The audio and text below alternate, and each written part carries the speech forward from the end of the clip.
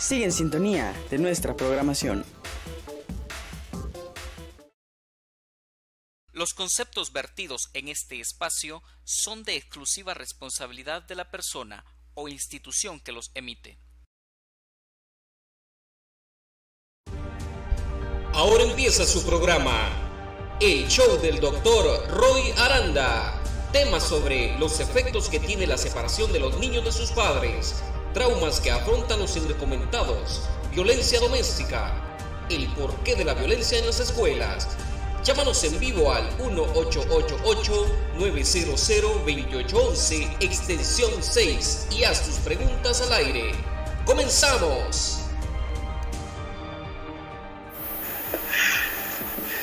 Aquí estoy ready. We're good. ¿Qué tal? Buenas noches todos los queridos televidentes. Good evening, my dear TV viewers. Today I am delighted to share with you that we have a very illustrious guest, a friend of mine, Dr. Antonio Puente. I think I shared last week that his curriculum vitae was like 70 somewhat odd pages long. I think it's probably a little bit longer. But at any rate, Dr. Puente, I'm going to call him Tony. I hope he doesn't mind, since we know each other well. He was president of the American Psychological Association in 2017. He's held numerous presidential positions in a number of professional organizations. He's published and written probably hundreds of articles, book chapters, and textbooks, and he's traveled extensively. El doctor Antonio Puente, para los que mayormente dominan el español, él fue presidente de la Asociación Americana de Psicólogos en el año 2017, y él es el invitado hoy. El tema es muy importante.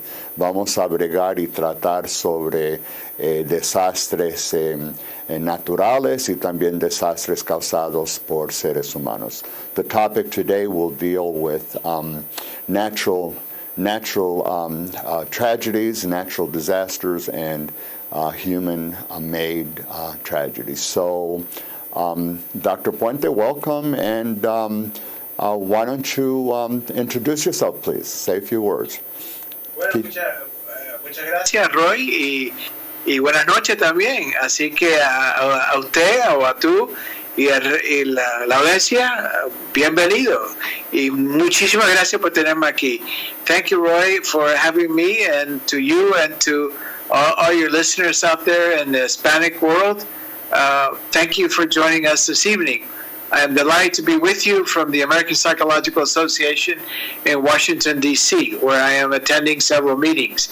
Delighted to have the opportunity to sneak off and share with you both research experiences involving these very unfortunate circumstances, but also my own personal experience. En pocas palabras, hablaré un poco de lo que dice la literatura científica y clínica, pero también de mi experiencia personales, como una persona que ha vivido algunos de estos desastres tan feos que ocurren de vez en cuando.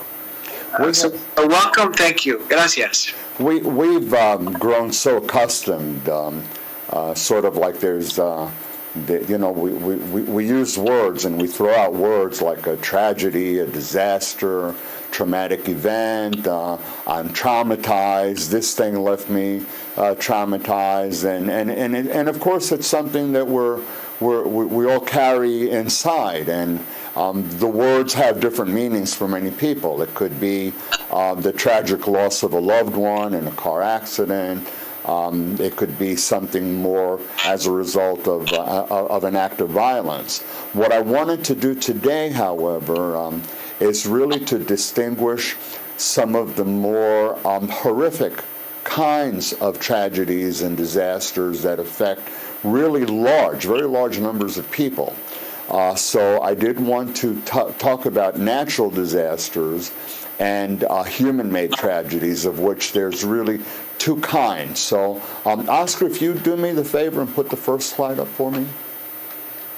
so the viewers can see what we're going to be looking at?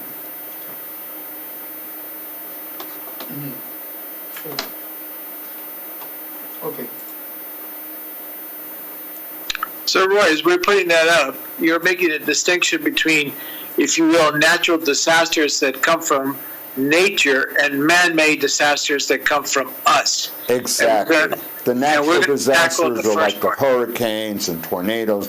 The recent horrific tornadoes that were in Alabama, and you yourself said that you had a very horrible disaster in your area, your neck of the woods, and the human-made kinds of tragedies that are more accidental, where we're looking, for instance, at possibility of negligence. Train wrecks, the conductor that sort of fell asleep behind the controls of the train and went around a curve. Amtrak, good 50 miles per hour faster than the curve allowed, crashing the train. That would be more obviously an unintentional, yet possibly act that's negligent, as opposed to some of those human-made intentional acts. And here I'm really looking at like the mass shootings, where you're looking at vehicles that are used as ramming vehicles in Barcelona and in downtown Manhattan West Side, running down the Argentinian bicyclists, and unfortunately the most recent horrific event in New Zealand. So I wanted to sort of distinguish this, and perhaps you can take. Oscar, just show me the next 3 slides, and then I'm going to ask Tony to share some of his experiences with us. En pocas palabras, lo que vamos a hacer, Roy, vamos a hablar por un ratico del trauma que ocurre en desastre causado por la naturaleza, quizás algunos dicen por Dios, y después hablaremos más en detalle los desastres que ocurren por problemas de humanos, causados por humanos. O sea, vamos a cambiar el tema a cosas que quizás se pueden controlar, aunque la verdad, cuando ocurren desastres, es imposible. This first slide, si estuviera haciendo una presentación, una clase con estudiantes, if I was teaching and doing a presentation, I would ask, who can tell me what this is? But since, obviously, I'll be talking to myself or Tony. This is really the horrific, a photo taken at the Boston Marathon bombing, the terrorist event that took place at the Boston Marathon. Next slide. That's obviously an intentional act of terrorism.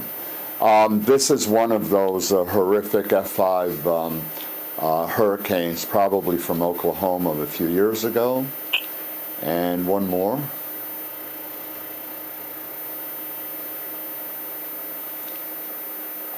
This is very near and dear to me. This is the result of the Hurricane Maria in Puerto Rico. This is, I have so many photos, and I actually have loved ones who were so severely affected in Puerto Rico. I wanted to share that.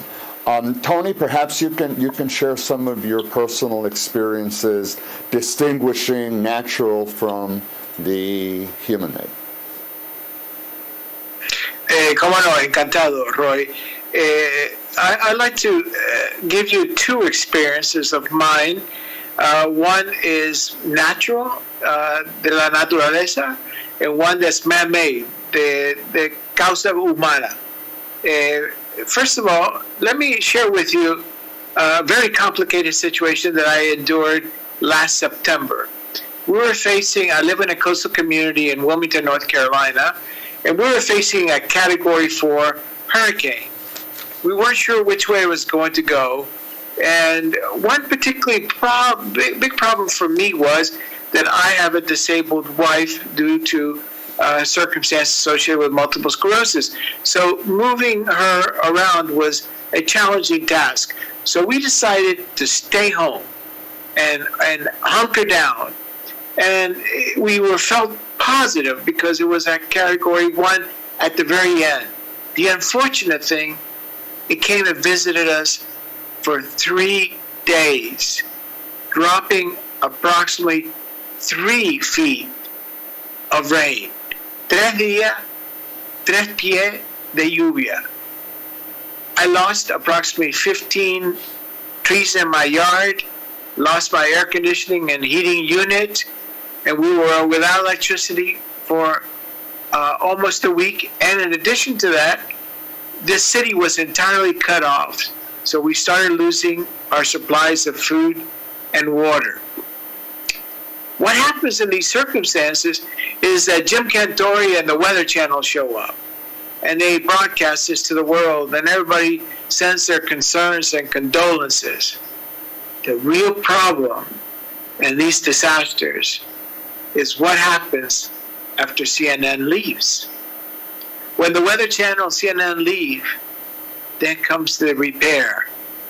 And we're so happy to have the Red Cross come in and they fix our wounds, our physical wounds. But the real problem, Roy, is that it's difficult to fix the mental wounds. And that is when we start having stress occur and we emerge with post-traumatic stress disorder. Essentially, at that point, Roy, everybody's left us. The hurricane is no longer sexy.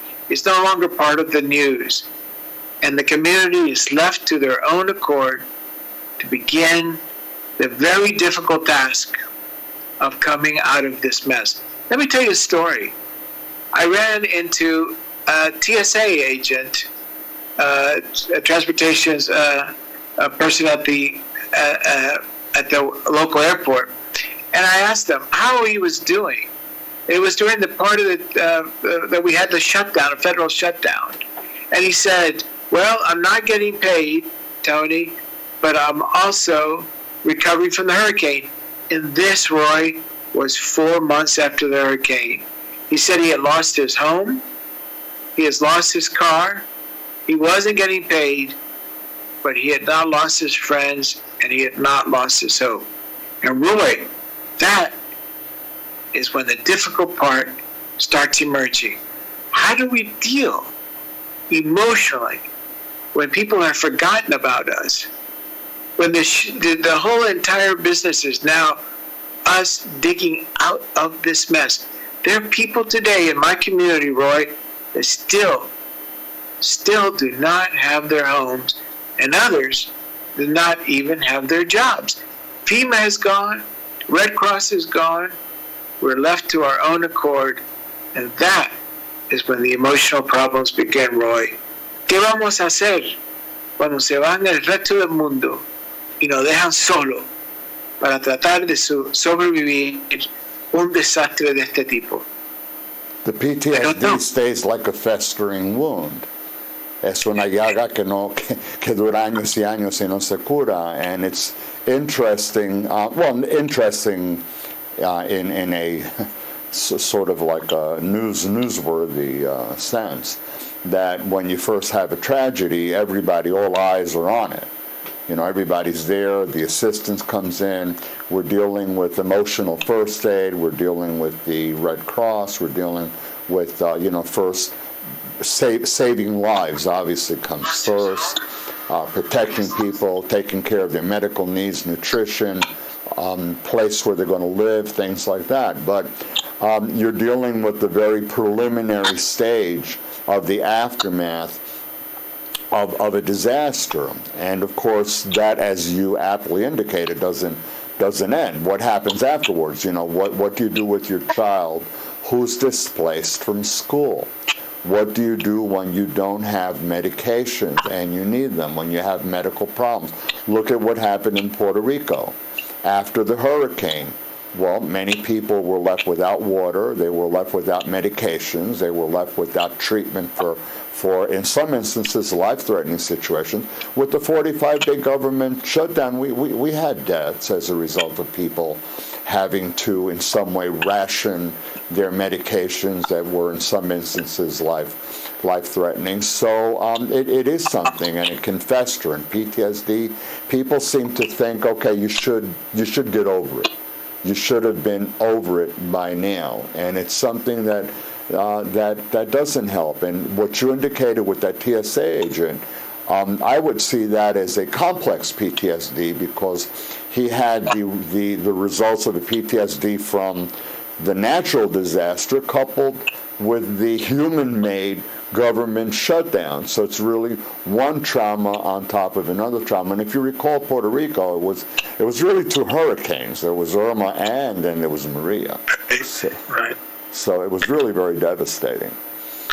And one thing that we should share with our viewers, Roy, could we tell them a little bit about what PTSD is? Sure. And what are some of the symptoms? Can you put up the slide about the persistent emotional disorders? And Tony, I'm just going to ask you to go through those and identify what some of the requirements or what some of the complaints are, what some of the symptoms are. Well, one of the things that you'll see from this slide and from the diagnosis of what we call PTSD or post-traumatic stress disorder es un problema que ocurre en todos nosotros. No importa si somos duros, fuertes, eso ocurre. So it doesn't matter how strong your character is, it seeps into you. Some of the symptoms seem relatively simple. You're startled.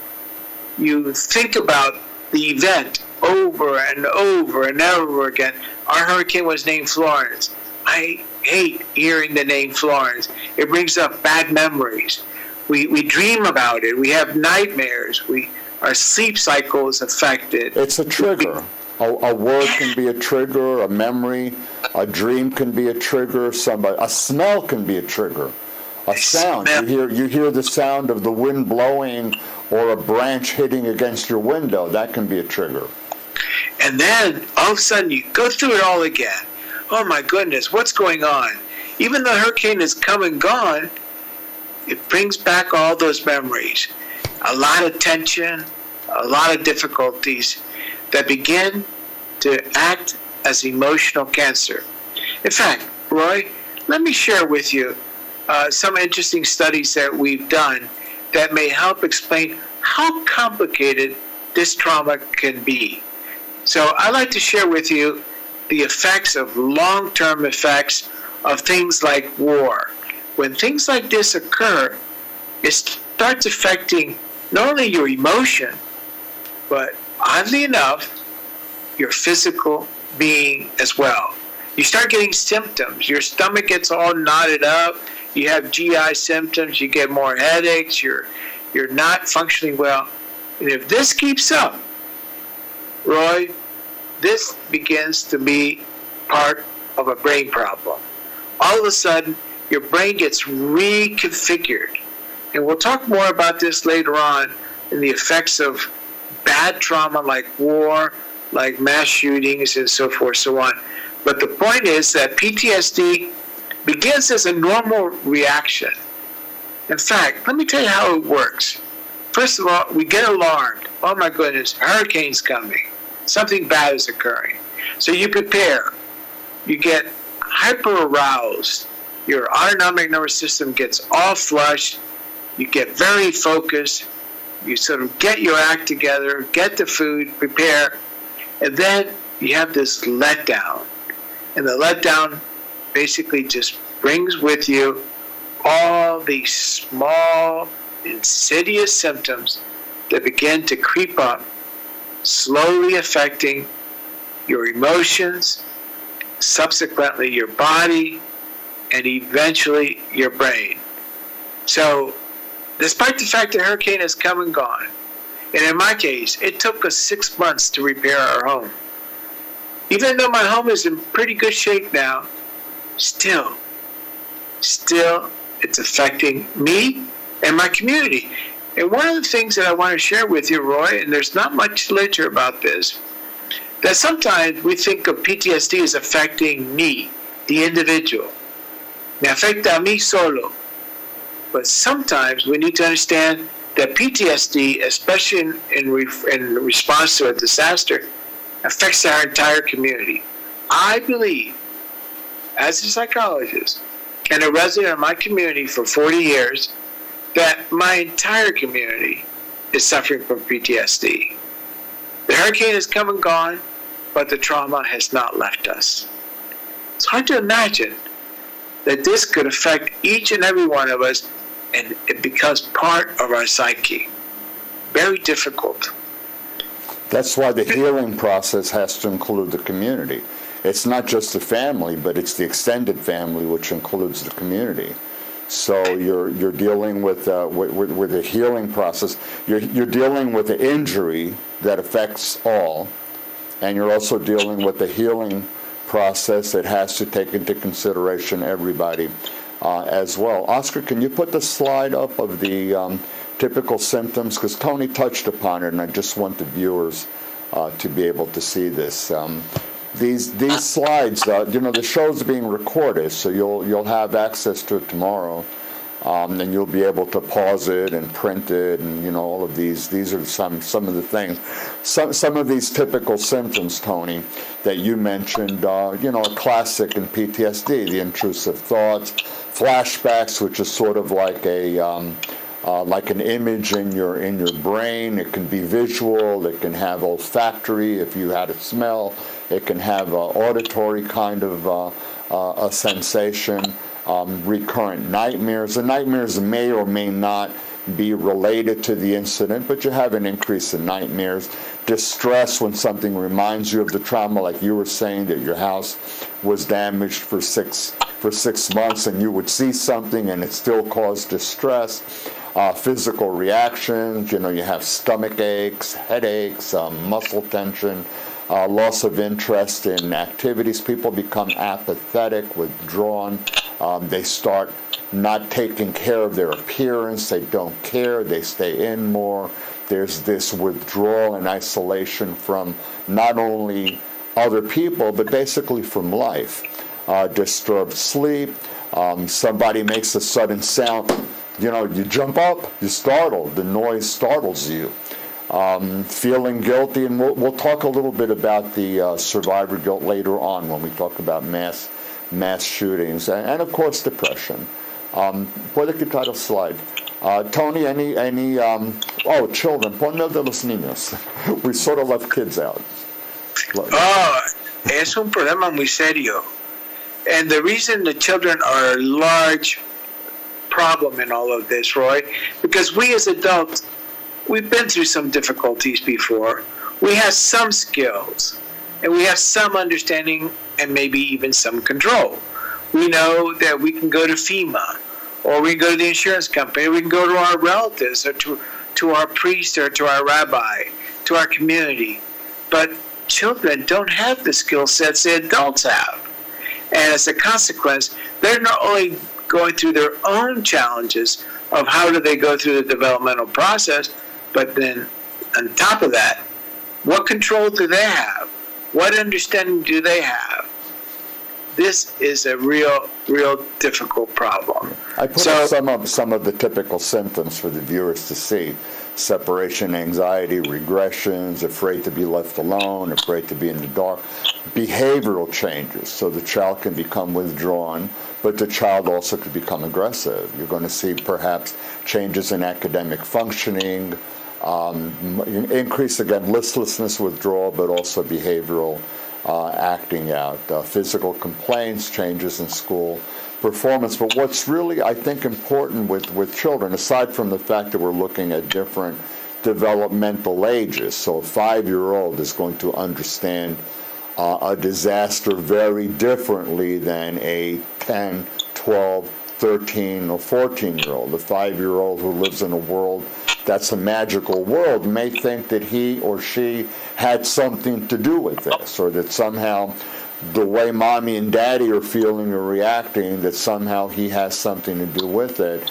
And sadly, Society, to a large extent, also tends to minimize, or they poo-poo the complaints of children. They tend to dismiss them. They say, it's not a big deal, the kid will grow out of it. Or they look at children as if they are little adults, and they should understand it the same way an adult does, which, of course, what you're alluding to is completely incorrect. You had, were your children affected by what happened? I know that they're a bit older, but were they? Yeah, well, this is not the first hurricane we've been through, and there's no question they were affected. It's something that you have to listen to them, understand them. You may have increases of bedwetting and things of that nature. You need to understand this is the challenge. In fact, Roy, let me talk to you for a moment, if I may, regarding the university. Our university closed for an entire month. And when it reopened, we did not have beds for approximately 1,000 Which university is that for the viewers, Tony? The University of North Carolina, Wilmington, a fine university on the coast. And unfortunately, we didn't even have beds for some of these students. They were living in hotels, in people's beds. And you know what we ended up with? A semester where both the faculty and the students went around in a big fog, because it was just an impossible task. And I, as an adult, had a little bit better sense of what I can do for these students, even as many as 20-year-olds.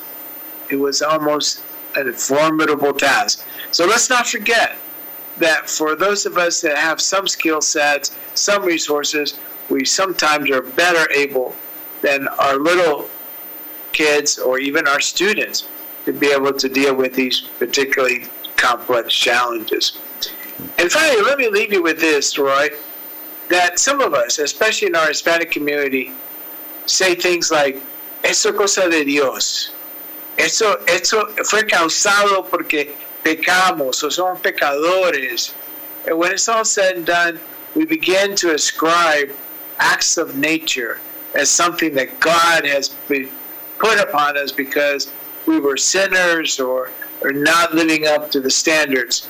Well, even though that may be true in some of our minds, the reality is that hurricanes come, tornadoes come, and I'm sure that a benevolent God would never wish on that on any of us. But wherever it comes from, whether it's God-made or weather-made, we have to deal with it. And the insidious, slow nature of the recovery process makes for a major challenge to all of us. Es una cosa muy dura que no se resuelve solamente con ponte fuerte, ponte con carácter, empuja por delante. You can't just say, just get it together, suck it up and move forward. It's not that simple. Well, that's how some people who purportedly mean well, in many ways, are being patronizing. They're saying, get over it by now. You should be over it. I have many patients who are traumatized by occupational injuries, personal injuries, victims of crimes, and they go to so-called doctors that are evaluating them at the request of an insurance company that's supposedly covering their treatment. And they're looking at them. They have a head, 2 arms, 2 legs, and what's wrong with you? You should have been over this by now. Or they're not sensitive to the cultural issues, language issues, some of the nuances of the family and the community, and they certainly don't go out of their way to ask the correct questions. They don't ask the question, how are you able to manage financially since your home was destroyed? How are you taking care of your needs? How are you tending to putting food on the table? What happened to your children who lost their school? Are they going to lose a year of school? How are they traveling to the next nearest school? How do they get there? And this is something that I think is just taken for granted and not thought of. I'm raising these issues here because trauma and how to work with it is something that's been near and dear to me for a very long time. But you can't dismiss this. You need to take into consideration the whole person, and that includes, everything, the world of this person, what happens. You have very severe, potentially very severe consequences for prolonged stress. The body shuts down, and you were talking about the brain. The brain obviously is affected. We have the neurons and the chemicals and the biochemistry. It's affected. It's impacted. I guess I should tell the viewers, you're a neuropsychologist. So this is something that you know a lot about. And weren't you were you the founder of the Hispanic the Hispanic National Society of Psychologists? Were you actually the founder? Well, I was the founder of the Neuropsychological Society, or a founder, or the first president, or one of them? Yes, I helped found it. I was the first president when we finally got our bylaws together. So yes, I've been there at the very beginning. And since you bring that up, let me talk to you a little bit about the neuropsychology of this. But maybe before I do that, Roy, I forgot to share with you about how many of us in our Latin culture, Hispanic culture, we often take these natural disasters con lo que se llama un fatalismo. These things are supposed to happen. We're supposed to be doomed from time to time. We're in this very tough situation in this world. We have to suffer. No, this is not true. We don't have to suffer, but we do suffer. And for many of us, one way to deal with it is ataque de nervios. We get all nervous. We have these panic attacks. And these are not to be taken seriously because no one will die from them. But you should consider them as warning signs that internally the disaster is eating you alive. It's a red flag. So maybe towards the end of our show, we can spend a little bit of time, now that we've identified these challenges, how do we deal with them? But in the interest of time, Roy, can I switch the topic from natural disasters to, if you will, man-made disasters? Yes, that's the second part of the show, and I did want you to focus on that. And how can you distinguish them in terms of symptoms? Are there differences? Does PTSD caused by a natural disaster differ in any significant way or appreciable way from a PTSD that we see as a result of an intentional human act? Okay, so just like I shared the story about Hurricane Florence coming to visit us, let me share a story that may resonate with some of your listeners and viewers, and that is that I was scheduled to take a plane from my town, Wilmington, North Carolina, to your city on 9/11. And I was not allowed to board the airplane because they said that we had difficulties with the airlines. I said, no problems. I'll be happy to go to Newark instead of LaGuardia. They said, no, you can't go to Newark. I said, no problem. Let me fly to Philadelphia. The lady said, sir, you don't want to fly today. And we all know what happened on 9/11. Despite the fact that I was not in your city, even today, just remembering that story just brings up vile in my stomach. How could this happen? How could this happen to us? And let me share with you the research that I've done in two areas. One, people involved, children who've been in internment camps in situations that are problematic, for example, like Syria. And for that matter, I want to talk about soldiers that have come back from the war. Well, we have discovered that with the children that are born and raised in these very complicated, very, very difficult refugee camp situations, we have discovered that literally their brain is actually affected. It's not that the emotions are not. Yes, the emotions are affected, but beyond that, we've discovered that their little brains are starting to look like there's something wrong with them. So yes, we can measure the emotional problems, but now we're realizing that these man-made, very complicated situations cause this problem. And in fact, we have gone on record at APA showing deep concerns for the children that are basically being raised in these makeshift detention centers across our southern borders, because we now have research that children raised in those circumstances not only have long-term, very difficult to resolve emotional problems, but with long-term exposure to stress, especially without the help, the support, and the presence of a parent, we start seeing significant changes in brain functioning. Well, we don't know, Roy, does this ever reverse itself? That's the big question. Let me share also about the research that we've been doing on returning war veterans. We've tested about 1,000 of them, 1,017 to be exact, and we have discovered that in some cases, the trauma of the war is worse on them than actually having a blast injury, a blast to the brain. So the trauma, the exposure of, as some of these folks have told me, I didn't know who the enemy was. I was never able to relax. I didn't know when I was going to be hurt. So you go on startle response 24 hours a day, 7 days a week, not knowing when the sky is going to fall.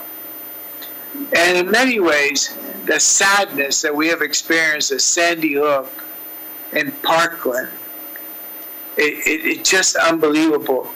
I know you heard recently that we've lost some Parkland students to suicide.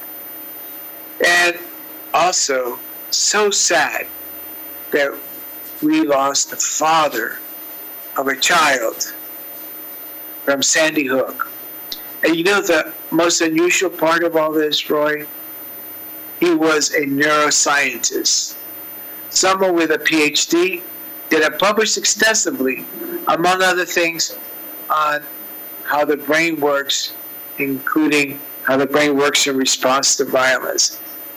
He himself succumbed to the trauma, to the grief that was not resolved. In some cases, thank goodness, when a hurricane comes, it leaves, and slowly but surely we can get our act together.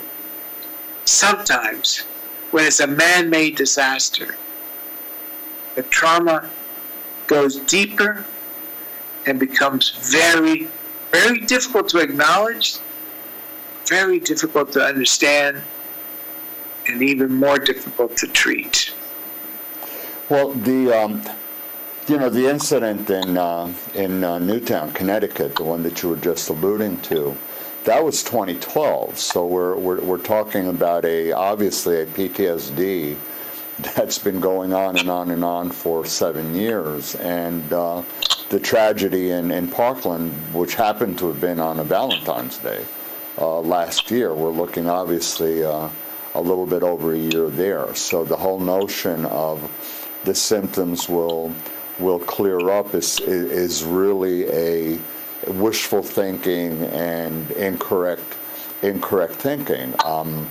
Certainly, clinicians and research indicate that there is an ability to recover, that you see some waxing and waning, but there are some very resistant forms of PTSD. And when you're talking about these horrific, serious kinds of disasters that have resulted in this trauma, it's very complicated.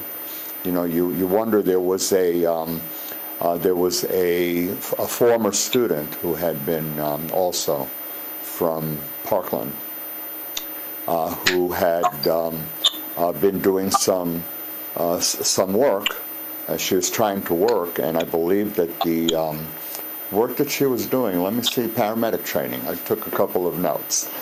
She had been studying paramedic training, and she had to withdraw from the training because she became so overwhelmingly anxious during the transportation of a gunshot victim that it just brought back the trauma so close. And people were thinking, I'm just never, ever going to shake this. So it's a very, very serious thing. I know that you wanted to talk about what we can do or what efforts can be done to recovery. Was there any other example that you wanted to offer before we get into some kinds of aspects about post-traumatic growth and resilience, and some of the things that we can at least look towards to help people who are so ravaged by these symptoms? Yes. Let me share with you one more research study that we've been doing at the University of Granada in Spain with some of my former students. And we are now actually looking at, of all things, the brain functioning of the people that commit these crimes. So we've been studying the neuropsychology of what happens in the brains of people who are maltratadores, the people who are often involved in domestic abuse. It turns out, Roy, that the frontal lobe is not intact. The ability to understand, to problem solve, and most important, to inhibit, is not intact. So I want to also emphasize that these man-made disasters, not only do they cause a lot of problems in all of us, but also the people who perpetrate these acts, their brains themselves, clearly their hearts, but their brains are also impaired. So it's a much more complicated situation. The fatalismo, the negativity, how could man do this to us? How could humanity? One thing for nature to do it, it's another one when our fellow human takes our life, our hearts. That is a question that's almost impossible to answer. So then, what do we do about all this, Roy? But unfortunately, sometimes we see an uncomfortable marriage, if you will, between law, politics, and science.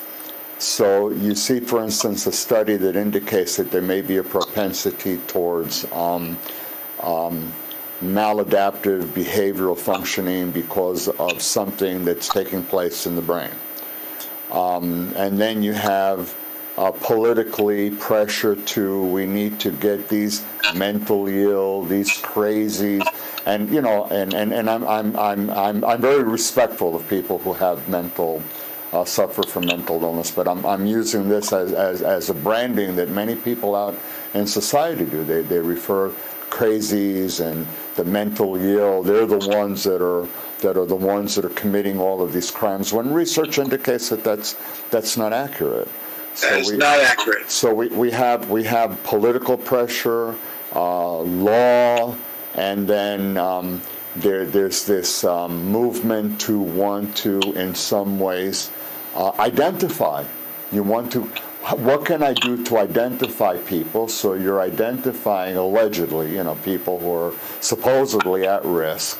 And I don't know if you want to get into false positives and false negatives, but the whole issue of stripping away rights or identifying people as being somehow different, and therefore those people might become targets of bullying. So again, it's this marriage, interaction of science, politics, and law that I think is very, very, very problematic, and obviously needs to be looked at in terms of solutions, because you're talking about what can we do about it.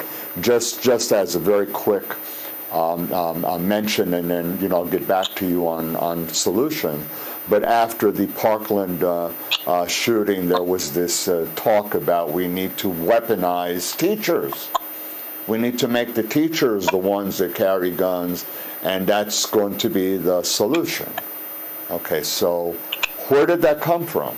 What scientific evidence, what kind of research was behind weaponizing teachers and having them play that role? But that's the point that I'm trying to make. Therefore, you have, in some places, laws hurriedly passed. You have a knee-jerk reaction. And people, okay, we got to get all of the only ones that are really causing the problems when they get weapons of mass destruction or when they get the AR-15 rifles, they're the ones who are the mentally ill people. So the solution is, let's just do a SAFE Act like what New York has. And I don't really see that we're doing very well with this. Well, Roy, it's very difficult to predict violence. Even if we identify folks, it's very difficult to predict violence. And it's important to note that mentally ill people are more likely to be recipient of violence than to enact violence. And finally, let's make clear, there's a difference between gun control and gun violence. Gun violence is a public health problem. Gun control is a political problem. And as a psychologist, I'm much more interested in gun violence than I am in gun control. And we have to do something. We have become numb as a society to all the mass shootings. If you look at our history, mass shootings were rare when we were growing up. Now, it's just expected.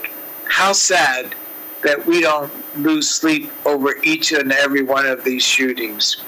It's a very, very sad state of affairs. It's like a desensitization. We're bombarded with this all the time. It becomes a desensitization, and we become psychologically, in some ways, immune to these kinds of things. And I know that there's research in that area, but we shut down psychologically, and it's a way to prevent overkill. And we look at something and we distance it. We probably separate it. In our own brain, we probably separate the affect, the emotional part, from what we're visualizing or from what we're actually reading and we're aware of cognitively. When you mentioned the 9/11 incident, I actually was heading to Hofstra to teach my class Psychology and the Law that day. And I heard it on the radio. I heard about a plane that crashed into the North Tower, and I thought to myself, wow, on such a beautiful, bright, sunny day, how could that possibly happen? And then maybe, about 11, 14 minutes, I forget the exact number, but a few minutes later, I heard that the South Tower had a plane crash into it, and immediately my heart went down to my stomach, and I knew, and I got to the parking lot, and I was like tears in my eyes. I called my wife to tell her, turn on the news, what's happening. I went to my class. This was the day where we had, the razor phones, not terribly smartphones the way they are now. Nobody really knew in my class what was going on, and I told my students, and then immediately somebody came from Hofstra, the president's hall, to whisk me away because they wanted somebody to be interviewed by News 12. And I remember going there, and I'm being interviewed by News 12, and some of the first questions that were being asked, are we at war? How do I know if we're at war or not? I mean, but it's news, it's news. They're all over. It's a news feed, repetition. But in terms of the numbing, I have to tell you, I was actually watching the TV screen when the South Tower collapsed. And I knew in my brain what was going on. And emotionally, it didn't register. I just couldn't believe what I was seeing. And the huge cloud of smoke afterwards. So there's something, I guess, I needed to be protected from what I saw, but it was very interesting how the brain does do this. And in some instances, it's for our own self-defense, our own defense mechanism to protect ourselves. But I kept, certainly afterwards, I saw the towers collapse like thousands and thousands of times, as we all did, over and over and over and over again. And I've often been puzzled by how we have diagnostic criteria in the DSM that tells you what is permissible and what's not permissible to make a diagnosis, and how you cannot have somebody who sees it over and over and over again not suffer from PTSD, or as you said, how the community had PTSD even if the person wasn't specifically there. So I think that somehow we need to be able to break away from some traditional barriers limited by our own mechanisms coming up with diagnostic tools. And we really need to see what we can do to help as psychologists and as scientists, what we can do to help, when people need to recover. What can we as psychologists do? So I'm taking it back to you, Tony. So how do we get out of this mess? When we have these disasters, we go inside, we withdraw. And in some cases, if it's seriously complicated, very terrible, like 9/11, we sometimes even just shut out that memory. We have trouble just reliving that memory because it's so darn traumatic. So how do we get out of this mess? Well, let's start with some very simple steps, Roy. 1, believe the person who's been traumatized. Even if it's somewhat imagined or it's entirely real, believe them. Don't be Listen dismissive. to them. Listen and don't be dismissive. Exactly. That's step 1. 2, realize that character is not going to solve the problem. That you just can't tell someone, kick them in the rear, they'll get better, or just wait the passage of time. Neither is going to take care of business. We have to go into a plan of action. Get them therapy. And therapy is not just drugs. Just don't give them a medicine that will numb them. They have to confront the problem. There are techniques that address that. In fact, the American Psychological Association developed a wonderful practice guideline on how to deal with PTSD. There's science that allows a clinician to slowly but surely address this problem. This is not a solvable problem overnight. It takes time, it takes energy, it takes effort. It may require medicines as well. And then let's go to the next level. We have to address how this affects families or units. My dad lost a job. My child is failing school. So it only affects one person, it affects all of us within a unit. So we need to understand that unit. And finally, it affects our community. I'm not sure if New York has finally gotten past 9/11 or will it ever. This is a game changer. Will my community ever survive Florence? I don't know. But we have to seize the moment and understand that this is not just my problem. It's our problem. Wouldn't something... Oh, go ahead, I'm sorry. No, that's all right. Go ahead. Right. Wouldn't something like the horrific mosque shooting in New Zealand reawaken thoughts or feelings for those who suffered the synagogue shooting? Oh, no question. That becomes a real issue. Then we start worrying what's going to happen. You know, if it happened in New Zealand, we never think of New Zealand as a place of problems. And to be frank with you, Roy, I came from Cuba to this country partially because I thought this was a country that I could be safe in. Even though Cuba is a safe country, I was afforded opportunities here that I wasn't there. And now I find myself, every time I hear about Pittsburgh or Christchurch or Parkland or Sandy Hook? Am I safe? Is this the new normal? Are we all having to live with impending doom upon us, even though I didn't ask for it? I'm just trying to live a good life, have a good job, have a good family. But all of a sudden, a gunman, for no reason sometimes, because of my religion other times, all of a sudden, my life and the life of those around me changed forever. I start doubting who I am. I start doubting my humanity. That puts us in a journey to the dark side. We cannot afford to do so individually. We cannot afford it as a unit. And much worse, we can't afford it as a country or community. We have to fight this. And we can't do this just alone. We have to do this in Washington as well, in Albany, wherever laws are made. We have to understand that we can't just put our head in the sand and say, sooner or later the shootings will stop. That's just not acceptable. So that means like a strong lobbying front, and actually like really rolling up your sleeves and going there and doing something. Not just complaining about it, but actually doing something, being there, talking and doing something.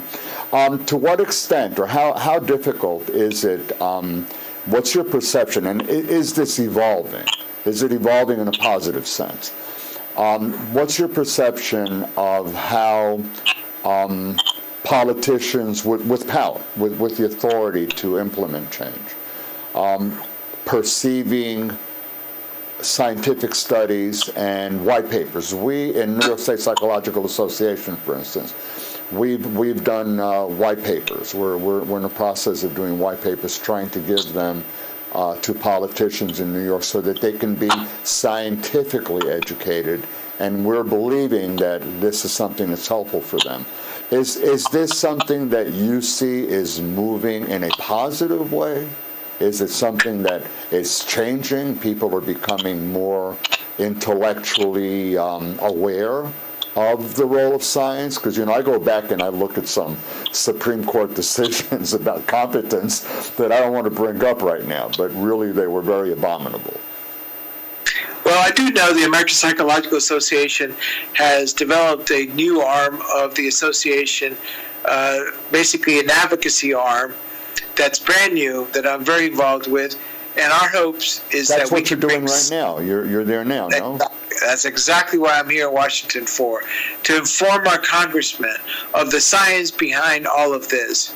It's not just our feelings, because we all are entitled to our feelings, whether it's this or that. But science speaks more than our feelings. It tells us, it informs us, hey, if we don't do something about these disasters, if we don't do something about the mental health and behavioral health problems, we're going to have a serious public health problem on our hands. So that's what we're trying to do. Now, that's us as psychologists. How about our politicians? That's a tough one. That's a tough one because we're trying to move mountains. We believe in amendments that allow us to own guns, but we also believe in the sanctity of life. How do we make both of those work at the same time? This is a challenge for our politicians, people who represent us in our capitals, in our nation. Hopefully they will become enlightened, they'll be fed with information from science, and they'll start making good decisions. As a society, I encourage each and every one of your listeners, don't accept this as the new normal. We cannot consider mass shootings as an acceptable part of our everyday life. We should not be worried about our kids going to school, wondering if they're going to suffer at the hands of someone that has been misaligned. We should not be encouraging teachers to carry guns. We should be encouraging them to carry hearts, to carry minds, and to carry our kids to a society where this is not our normal. to teach. They should be encouraged to teach and to be provided the resources that they need rather than cut, because I'm hearing budget cuts all over the place. I'm so often hearing budget cuts, even here in New York, proposed budget cuts that would affect veterans. So what are the veterans supposed to do if some of their services are being eliminated because of budget cuts? It's something we really need to look at that and speak out and somehow not allow the important things like this to go away. The whole notion, I think, what was it, just this morning, about the Special Olympics and challenged people whether or not they're going to have funding to be able to participate in their kinds of Special Olympic events. This shouldn't be a way to save money. That's doing a disservice. Tony, is there any message that you can give to families themselves, like for instance, some of the things I think that are pretty logical. Like you tell a neighbor, if you have an elderly neighbor and it's a snowstorm or very hot, look in on them, make sure that they're okay.